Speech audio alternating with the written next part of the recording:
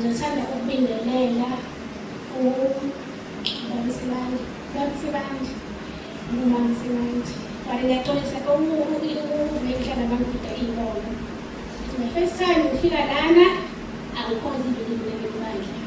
Ngisijade ngisebenzisela ithuba engilitholile. Ukuze ngibonise abantu ngisafuna abawu-10 labazali ukuthi bashoda maybe bashoda amazwi ngifuna ukufaka ithuba. So ngihamba lana nokhazini bami abayi-2 abakhozi lebandla. Njengesikhathi eside-ke engimema engilobela ngenkozo kunokuthi-ke njengoba ngisebenza kude bengithi uma ngifikile kube ukuthi ngale kubhizi uyasebenza angisithole isikhathi. So uNkulunkulu emuhle-ke wavele wenza impela nje ukuthi sihlangane because wathi nje bekade kuhlanganisa wathatha ilungile sizohamba ngale game. So ngihamba kanye nodakazi bese ngihamba noBuyintana.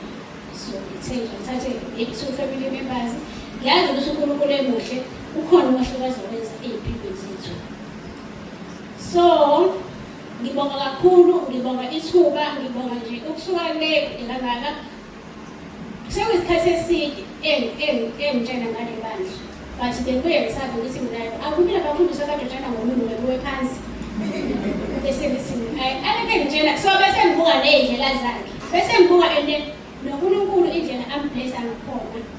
Bese ngisina no akulona leli bandla. So uleke engitshela nje kancane but kodwa wangena mina. Base ngithi no ziningi izinto ezithuma ngabe umuntu ngikunikele mhlambe i-leave osukufuna ukuzenza ekhaya. Bese ngisikodwa-ke ngicela ukuhamba nje ngiyodumisa kanye nabakhazini bami because kwisikhathi eside engitshela ngaleli bandla ngicela ukuhamba ngiyodumisa because kuba ngabe entabeni kaJehova kuyabonelela, entabeni yendlu kaJehova kuyabonelela.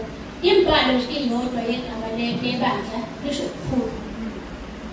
So ngayiqala ngayifunda ngiyingedwa lento elaphinda iposte isinalo. Igama lilodwa lebandla lisho kukhulu ukuthi entabeni kaJehova lendlu kaJehova kuyabonelela. So-ke ushilo umuntu umama sikwele inkonzo yesonto lami ngisonto yakhona. Wathi uNkulunkulu awumbikeli ngey'nkinga zakho but uthi utshela iy'nkinga zakho ukuthi how great is God. So-ke nami uma ngabe ngimile ngaphambi kwenu ngisaphinda ngisho ukuthi uNkulunkulu ey'nkingeni zami ngibekela zona ukuthi uNkulunkulu mkhulu kangakanani.